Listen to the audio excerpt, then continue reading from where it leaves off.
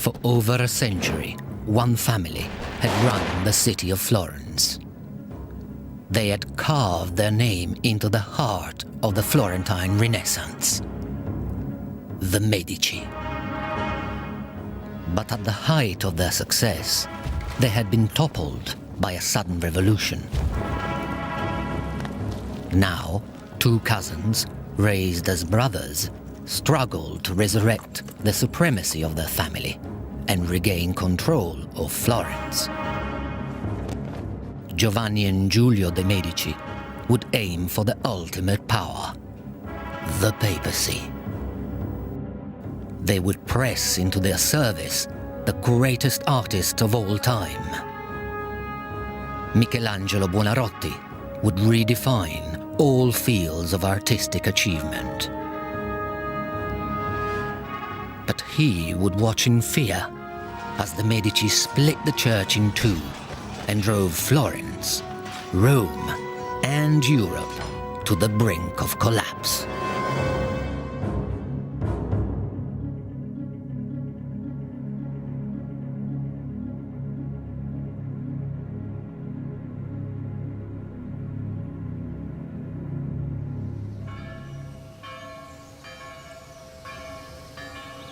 Florence, 1501.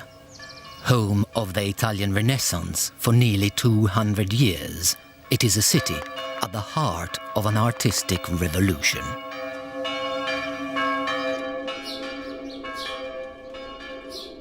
And now, in a workshop behind the cathedral, an extraordinary work of art was beginning to take form.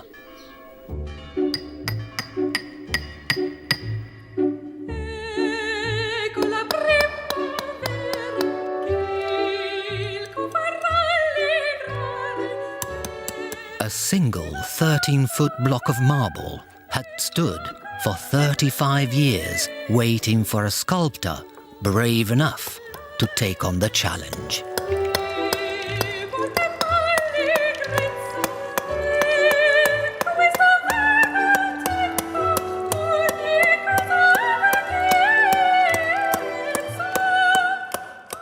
That sculptor's name was Michelangelo Buonarroti.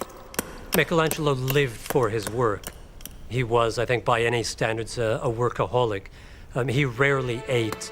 He didn't sleep very much. He would often sit away in the dead of night with his hammer ringing away. He didn't take his boots off, apparently, for months at a time, so that when he did take them off, the skin came along with the boots.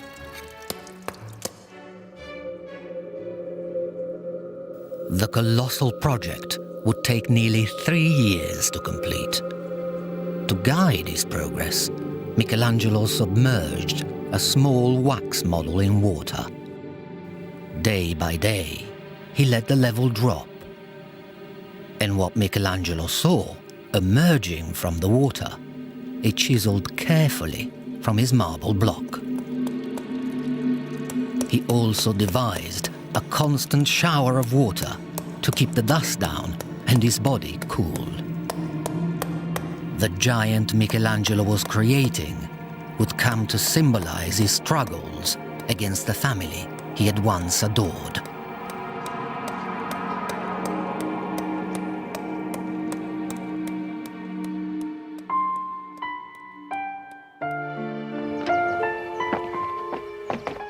"15 years earlier, the sculptor had been adopted into the greatest family in Florence. Michelangelo had moved in with the Medici.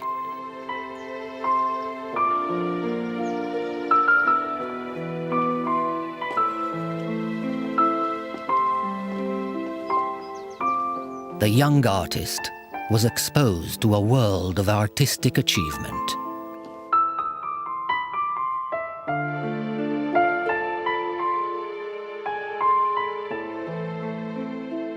This single dynasty had nurtured the greatest artists of the Florentine Renaissance. But every work of art produced in their name served a greater purpose: the promotion of the Medici brand.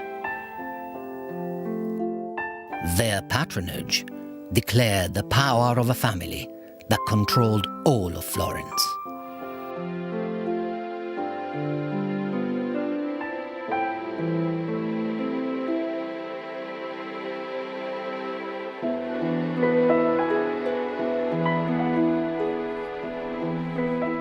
Michelangelo was raised alongside the heirs to the Medici dynasty.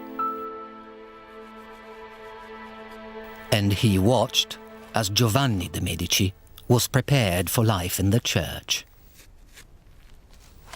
Giovanni, Lorenzo's son, was marked out for the church from the age of 7. And his cousin, Giulio, is also marked out for the church. The boy is by Lorenzo. And the two are, as it were, brought up together. But peace in the Medici home would be short-lived.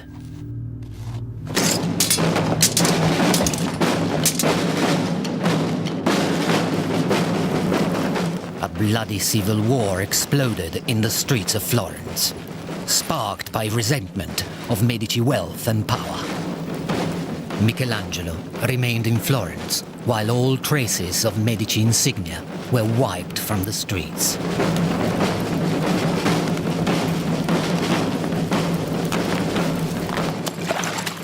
And the heirs to this once great dynasty were cast into exile.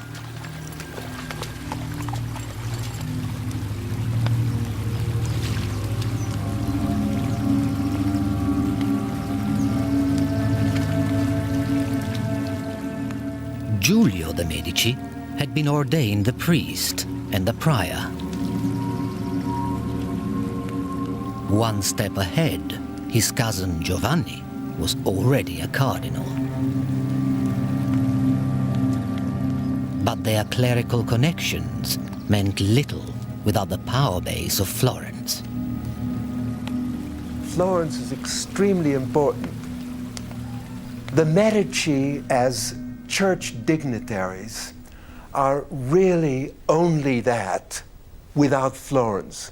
With Florence, they're much more. They carry much more clout.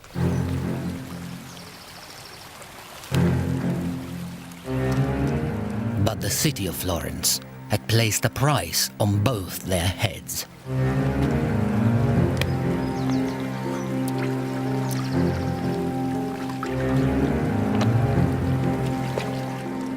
The cousins were forced to roam through Italy, seeking the support of friends who could lead them on the path back to power.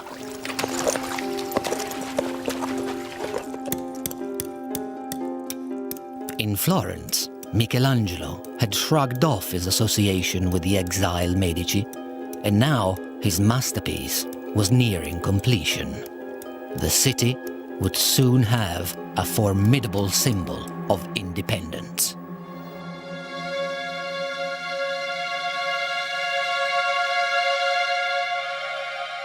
On the 25th of January, 1504, Michelangelo felt ready to expose his work to the scrutiny of the outside world.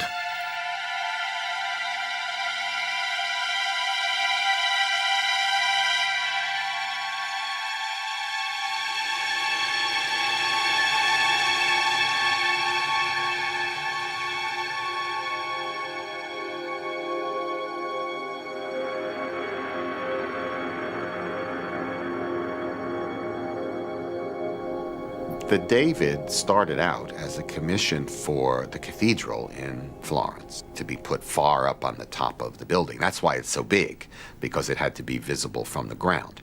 Well, when he finished it, the authorities came to look at it, and everyone agreed that this was such a monumental step forward that it would be a shame to put it up there on top of the cathedral because nobody would ever see it.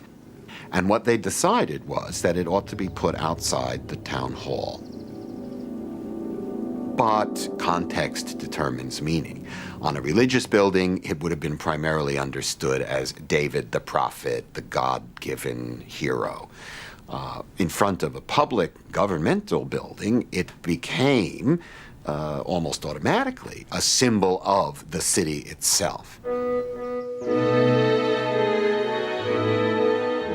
What Michelangelo had created became the ultimate symbol of resistance to the overbearing Medici. The Republic wants that image. It wants Florence to be David, but it wants the Medici to be seen as Goliath.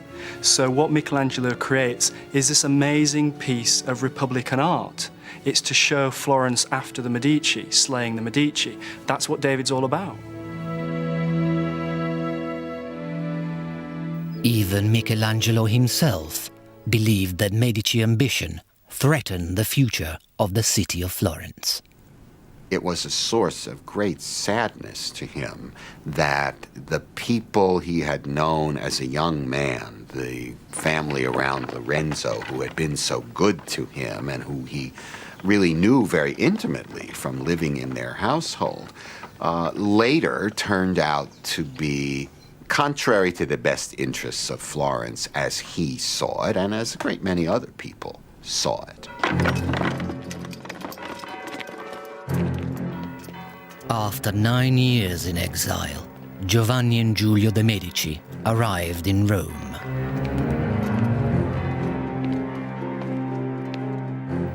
They took their case to the highest level of the church.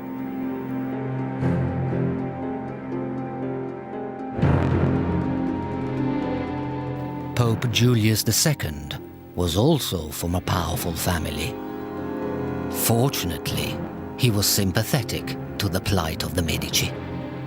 Now, he helped them assemble an army of their own, which headed back for Florence.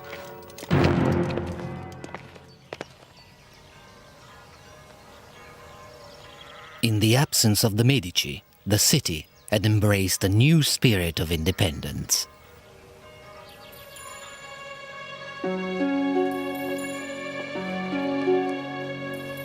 Against the wishes of the church, the artists of Florence were venturing into dangerous new ground.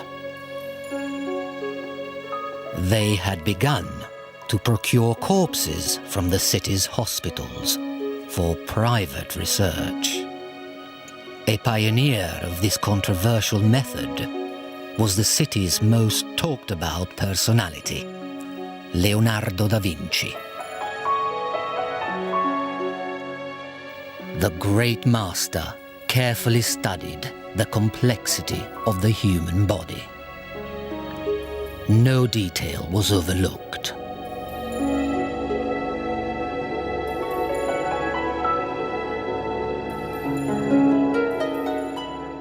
Leonardo was famed throughout Europe as the greatest artist of his time. But he knew there was another contender for his title, Michelangelo. And with the city under threat of invasion, the rival artists were brought face to face for an exercise in civic pride.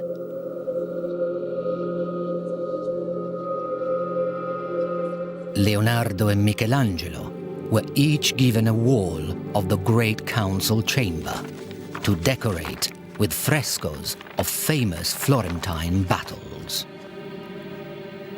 It was a contest between two utterly contrasting characters. Leonardo is the urbane, sophisticated, slightly dandyish figure, turns his hand to a bit of everything. Michelangelo, on the other hand, is this untutored genius, very difficult, very fragile, very bad-tempered. And the clash is very, very interesting, two very, very different styles. Leonardo conceived of the Battle of Anghiari as a visceral and heroic action scene. No one had attempted such frenzied violence before.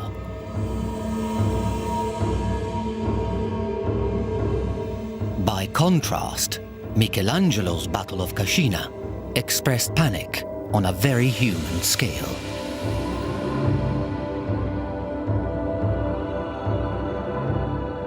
The artist had caught the mood of an apprehensive city.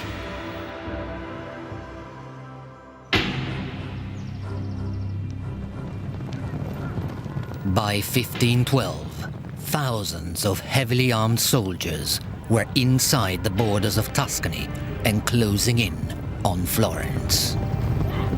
They were shadowed by the Medici cousins, determined to reclaim their city.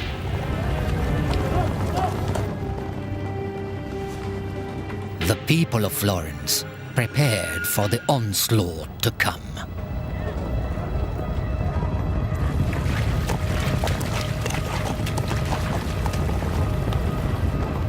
But they knew they were hopelessly outnumbered.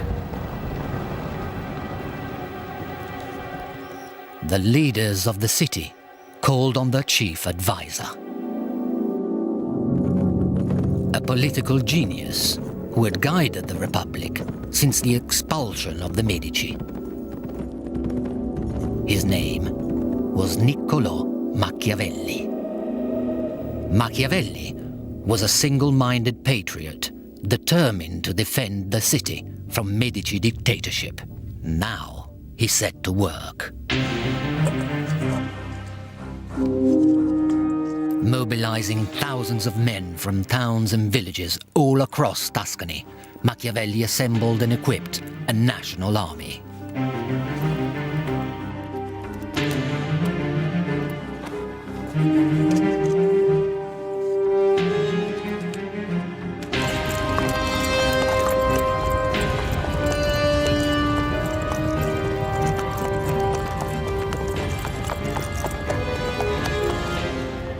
The papal soldiers were carving a bloody path through Italy. Soon, they reached Prato, a fortified town just outside Florence.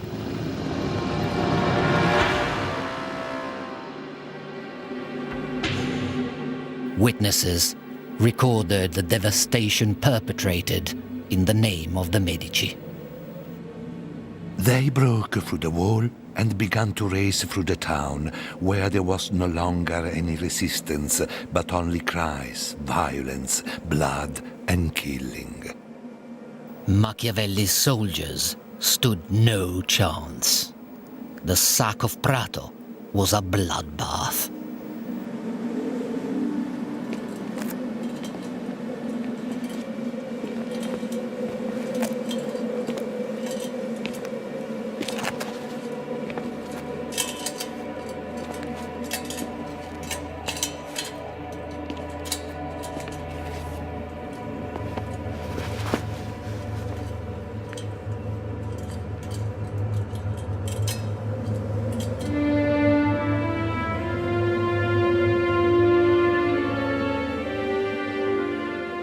Giovanni sent a progress report to his master, the Pope. The capture of Prato, so speedily and cruelly achieved, although it has given me pain, will at least serve as an example and a deterrent to the others. The massacre of Prato had the intended effect. Just a few miles away in Florence, the leaders of the Republic surrendered.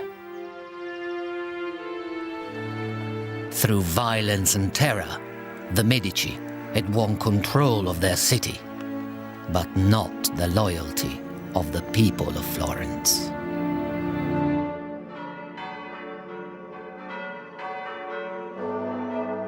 Before long, Giovanni received dramatic news. His mentor and master, Pope Julius II, was dead.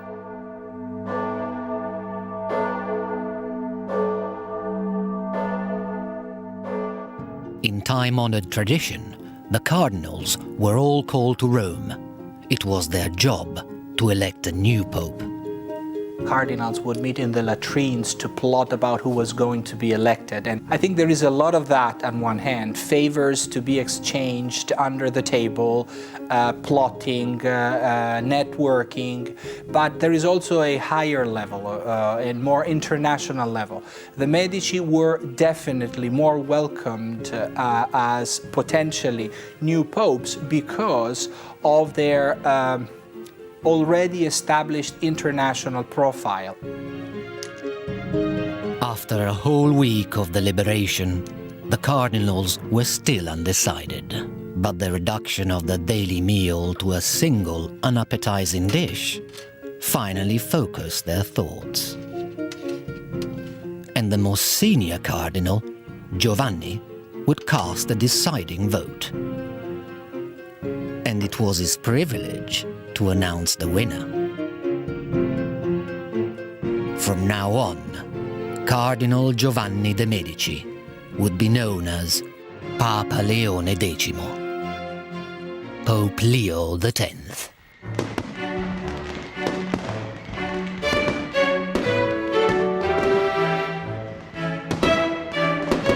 Giovanni's accession to the papacy changed everything. The city of Florence now welcomed back its former enemy with open arms.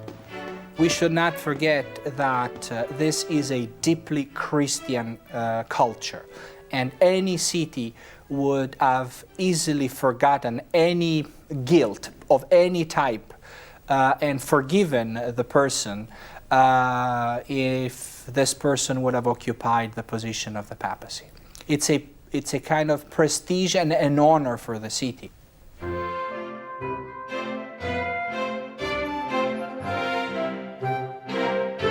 For the first time in history, the leader of the Catholic Church had been born in Florence. The Pope soon capitalized on his new status to strengthen the position of the Medici family. When the Cardinal Giovanni de' Medici becomes Pope, within a month, his cousin Giulio is made Archbishop of Florence, and in the autumn, he also becomes a cardinal. So now you've got a Medici Pope and you've got a Medici Cardinal. This is one of your examples of nepotism, which all the Renaissance popes practiced. As part of the celebrations, Leo had a young boy painted gold from head to toe. It was pure propaganda, implying the return of a golden age under the Medici. The boy died shortly afterwards, poisoned by the gold paint on his skin. His death went unnoticed, and the papal celebration went on for days. The Pope occupies God's position on earth. This is why popes are infallible. This is why popes are above any earthly ruler. This is why popes are supposed to approve and therefore legitimize any political authority. It's a very, very important spiritual position which is above any earthly power.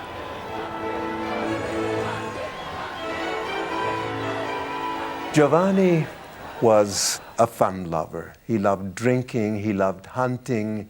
The moment he was made Pope, he wrote a letter to one of his brothers saying, "God has given the papacy to us, let us enjoy it."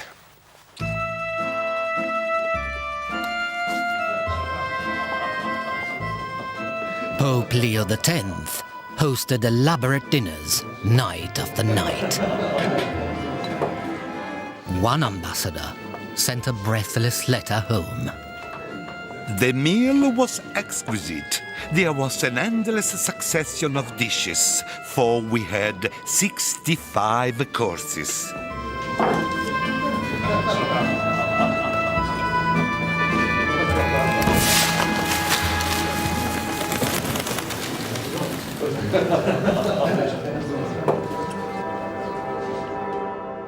Giovanni de' Medici had risen higher than any of his ancestors. And now the new Pope inherited a fresh artistic legacy inside the Vatican itself.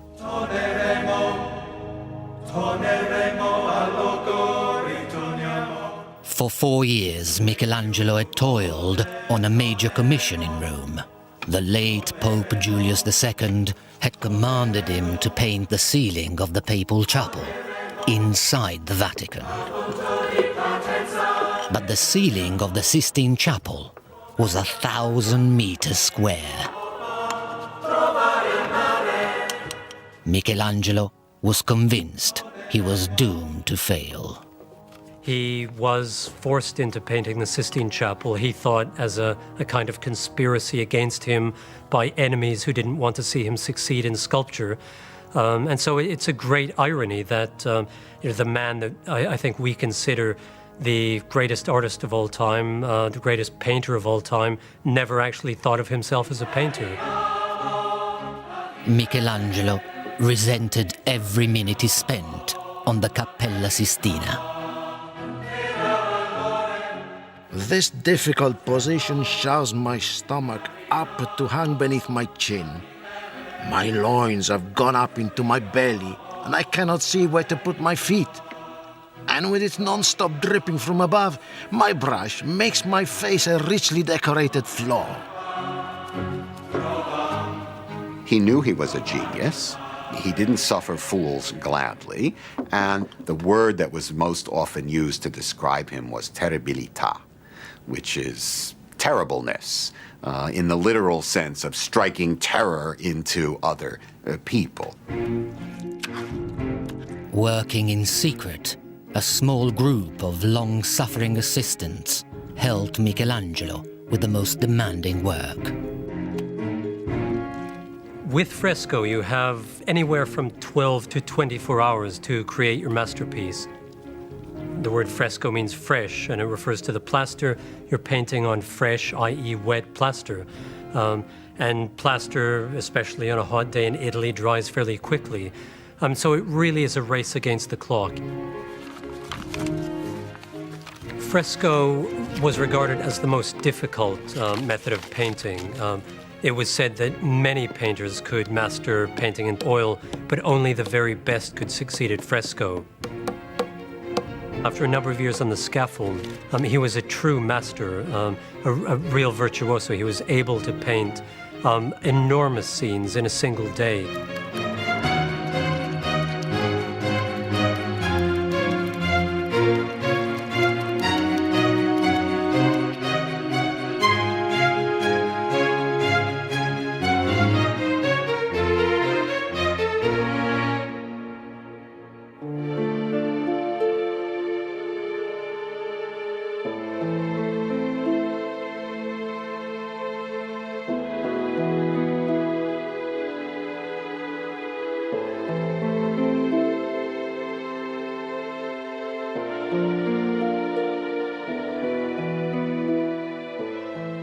Michelangelo covered the ceiling with around 300 figures and stories from the Bible, among them the flood, the origin of the stars, and the creation of Adam.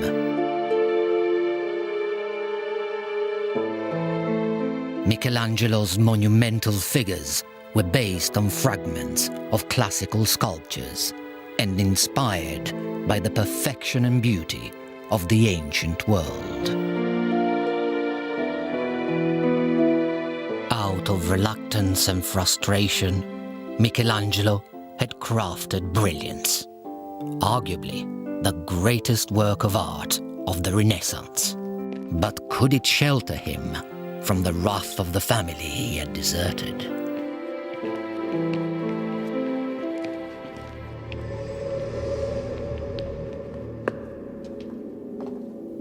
Michelangelo was always very fearful for his political life. He would take to his heels at the faintest whiff of gunpowder. He was fearful of reprisals against him because he, of course, had found himself in with the regime that replaced the Medicis.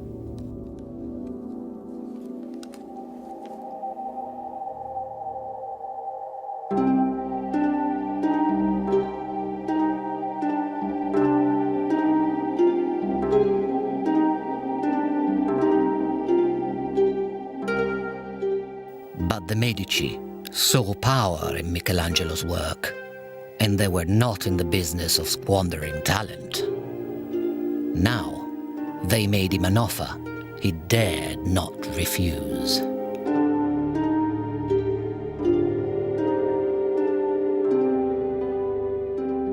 They ordered Michelangelo to build glorious tombs for their dead fathers, Lorenzo the Magnificent and Giuliano de' Medici.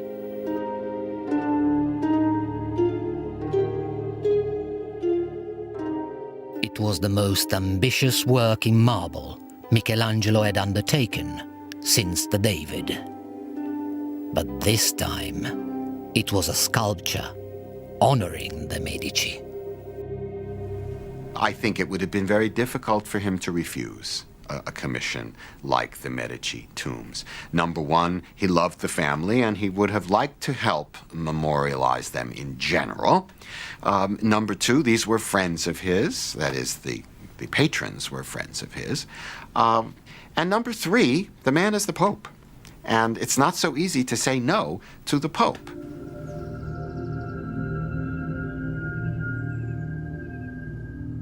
The authority of Pope Leo X was stamped across Florence.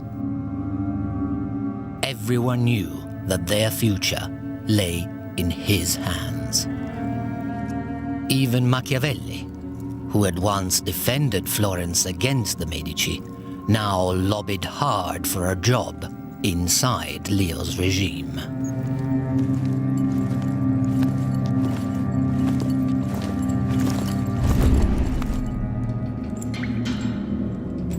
Unfortunately for Machiavelli, he was promptly thrown into prison as an anti-government conspirator and tortured in the worst way that the Florentine tortures could inflict upon him. Machiavelli was exiled from the city in disgrace. Trapped in his country villa, he pondered on the life he had lost. Caught in this sway among the lice, I wipe the mold from my brain and release my feeling of being ill-treated by fate. With time on his hands, Machiavelli began writing a handbook for aspiring dictators. Since love and fear can hardly exist together, if we must choose between them, it is far safer to be feared than loved. Machiavelli called his book The Prince. In it, he described a world in which politics was devoid of morality. Machiavelli's political theory is the first time a thinker separates ethics from politics. And this is something that had never happened before. According to Machiavelli, the prince should be a cynical ruler acting in terms of reason of state. He's the first one to acknowledge the non-ideal nature of politics, which was exactly the case in his own time. Il Principe was inspired by and dedicated to the Medici. But Machiavelli's plan backfired. The Medici refused to employ him. Instead, Machiavelli's name became a byword for ruthless and cynical politics. And nowhere was the struggle for power more cutthroat than inside the Vatican. In 1516, a group of cardinals conspired to commit the ultimate crime: the assassination of the Pope.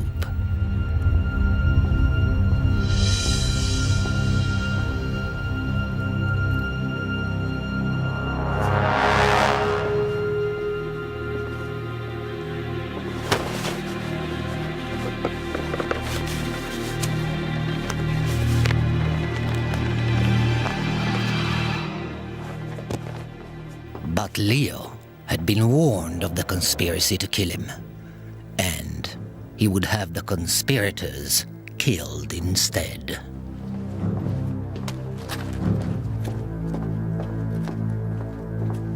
Now, the Medici cousins took steps to secure the loyalty of those around them.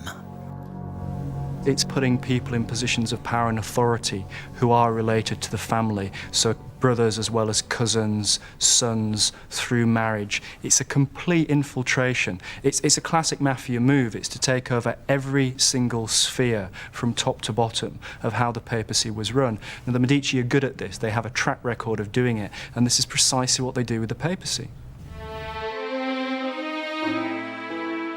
Leo created hundreds of new jobs in the Vatican and sold them to those he could trust.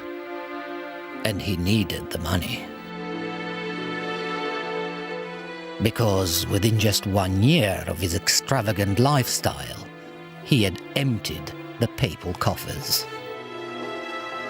Soon, Leo X owed money to every bank in Rome.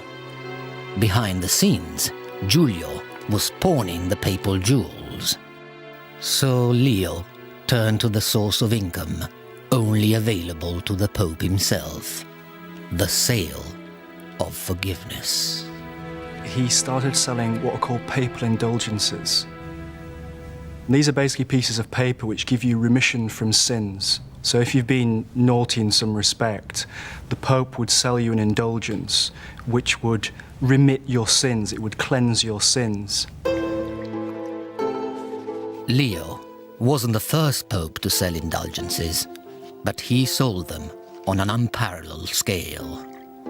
And his tariff was affordable to even the poorest man.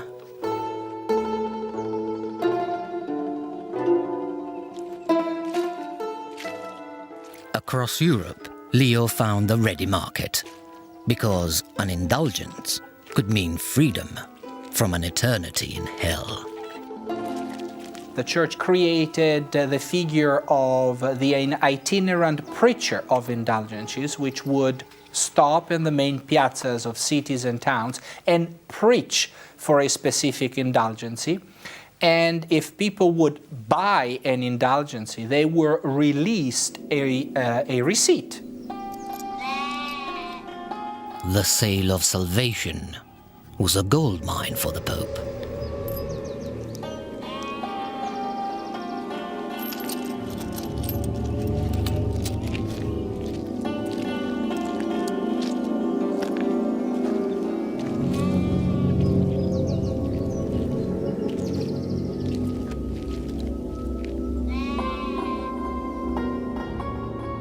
An indulgence could even be bought on behalf of the dead, so that their soul might be sped on its journey to heaven. Profits from the sale of absolution were lifting Pope Leo out of debt.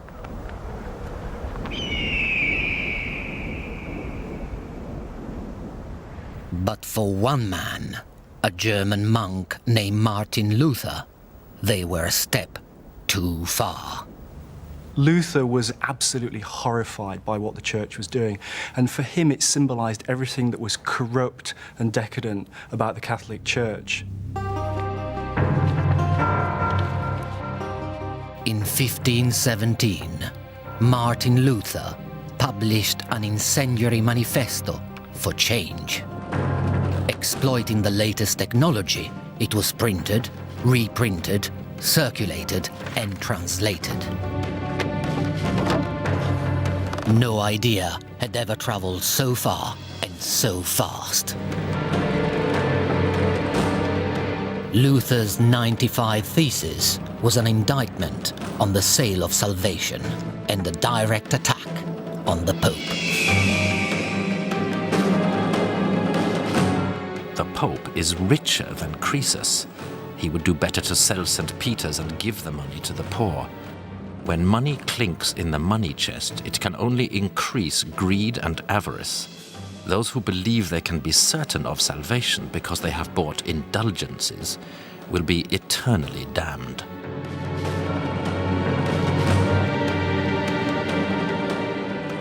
No one had ever dared use such outspoken language against the might of the Catholic Church. It was the start of a revolution. Luther was trying to reform the church, not destroy it. But in the process, things snowballed and went completely out of control. Before long, Luther's manifesto made its way back to Leo. But the complaints of a petulant monk mattered little to Pope Leo X. If you were to be Roman Pope, umbilicus mundi, the navel of the world, the most powerful earthly organization with money flowing through your treasury like water through fountains, an Augustinian monk in Wittenberg is nothing. And after all, Germany was the land of the barbarians, I barbari, the land of the Gothic style, as opposed to the Renaissance. So why caring about those primitives? Leo drew up a standard document designed to silence heretics.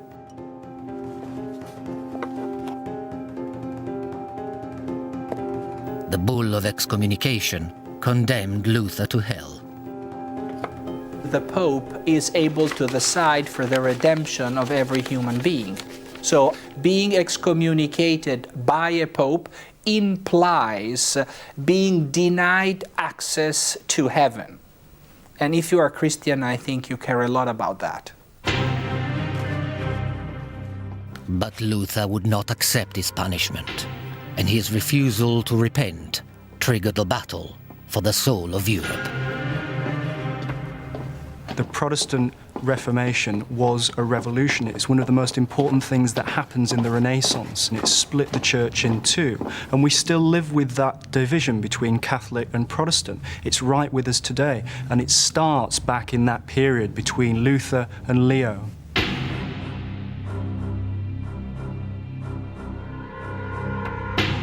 But the Pope would not live to fight his battle with Luther. In 1521, Leo X suddenly died. The high-rolling Medici pontiff had been killed by a simple winter chill. His cousin Giulio was left to deal with the mounting problem. And within 2 years, Giulio de' Medici was crowned Pope Clement VII. The new pope inherited a continent in crisis. The fallout from Luther's Reformation now brought furious armies to the gates of Rome itself. Rome was the city of pilgrims, was the city where St. Peter was buried, was the seat of the Pope. No one would have ever imagined in Western Christianity that anyone would have dared to consider pillaging and destroying Rome. It was simply città sacra, a sacred city, and you don't sack a sacred city. But to the men surrounding Rome, there was nothing that remained sacred about the Catholic Church. Many were followers of Luther, now fueled by deep religious hatred. Most of the soldiers were of German origin and nationality, therefore Lutherans. So they considered Rome as the new Babylon, the new city of sin, which is the seat of the Antichrist.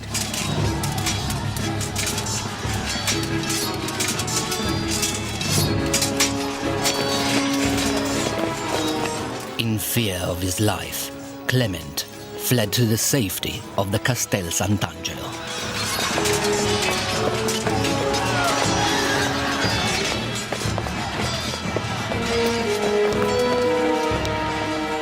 And his fears were justified. For the next day, Rome was torn apart without mercy. They break in and they ravage the city. They rape, they hold people to ransom, they destroy buildings, they violate sacred buildings, and they keep Clement VII caged into his Castel Sant'Angelo.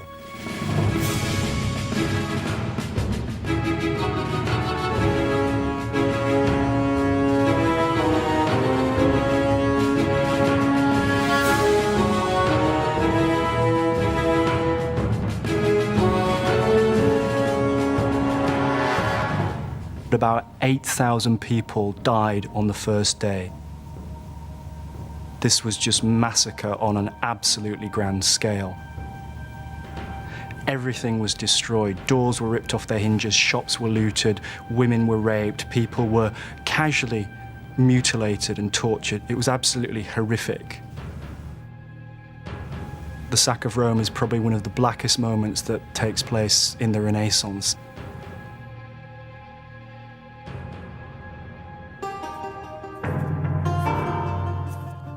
After 7 months on the siege, Clement perfected his plan for escape. Changing his robes for rags, he had the papal jewels removed from their settings, and all the gold melted down.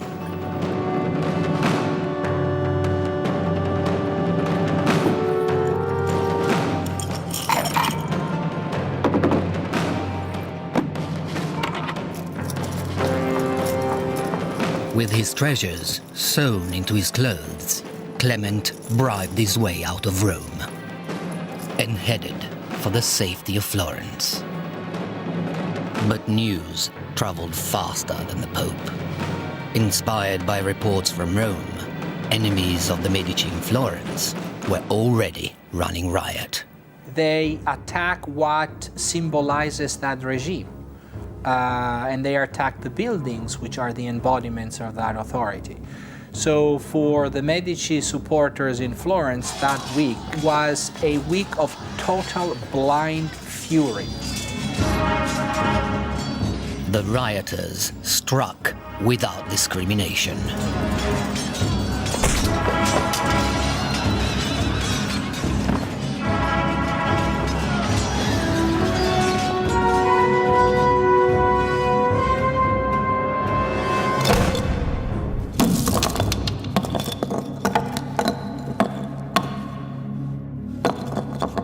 It was a bench hurled from City Hall that did the damage to Michelangelo's David, the city's greatest symbol, all in defiance of the Medici.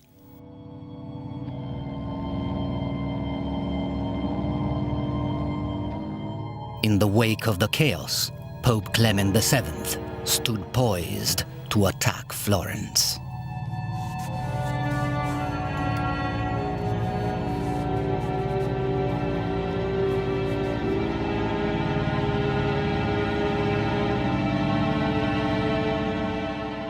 Trapped inside the church of San Lorenzo, Michelangelo cowered beneath the tombs he had built for the Medici cousins.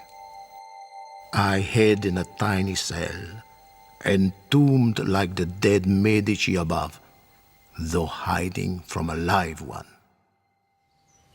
But the beleaguered city held one trump card.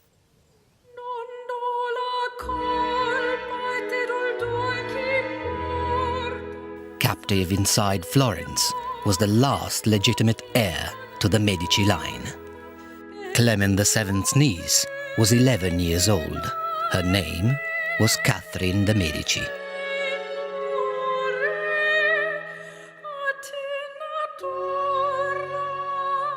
Clement famously called her "my pearl beyond price," but he knew precisely what she was worth to the Medici family. Unfortunately for him, so did the people of Florence. They threatened to throw Catherine into a soldier's brothel unless Clement agreed to a truce.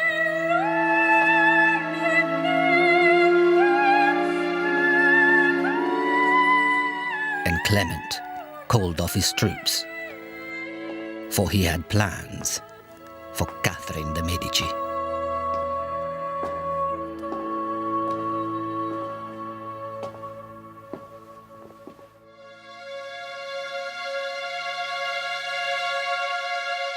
Clement soon capitalized on Catherine's survival.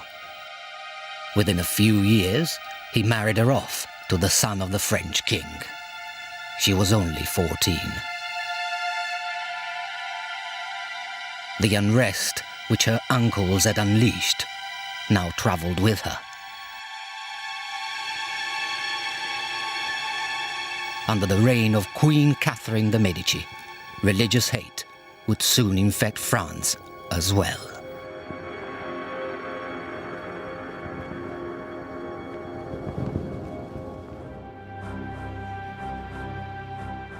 Back in Rome, Clement VII was now living on borrowed time.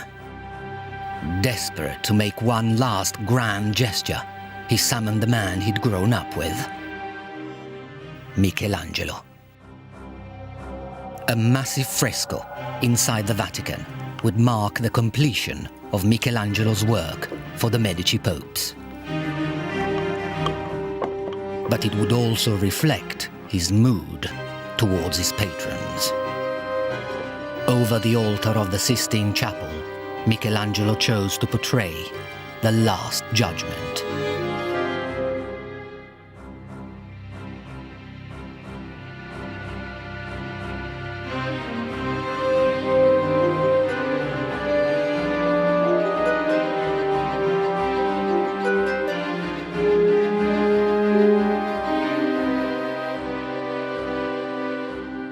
The magnificent fresco was a product of the agonies of its time.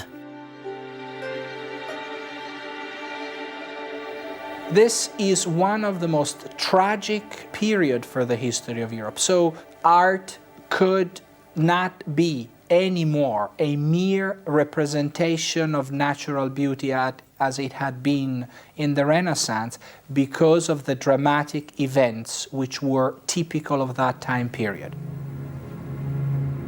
The Last Judgment commissioned to Michelangelo probably expresses a lot of this feeling of oppression and anxiety which was typical of the time.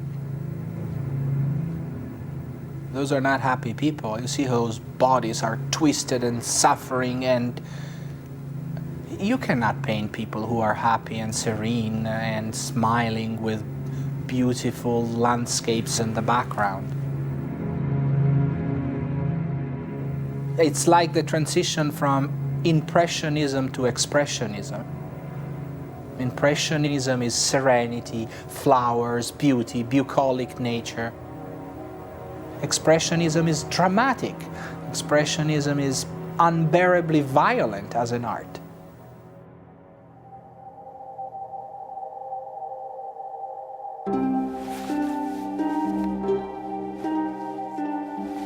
But Clement VII would not live to see the great work finished. In 1534, exhausted by the turmoil of his reign, Giulio de' Medici died. It was the end of an era.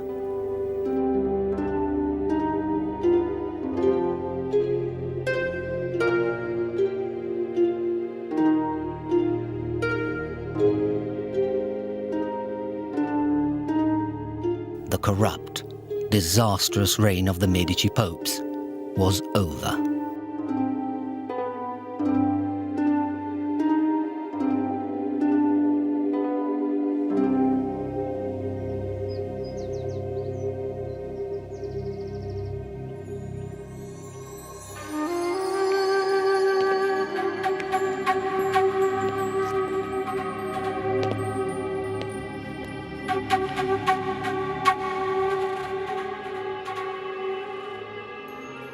But a single act of redemption would herald a magnificent new era for the Medici dynasty.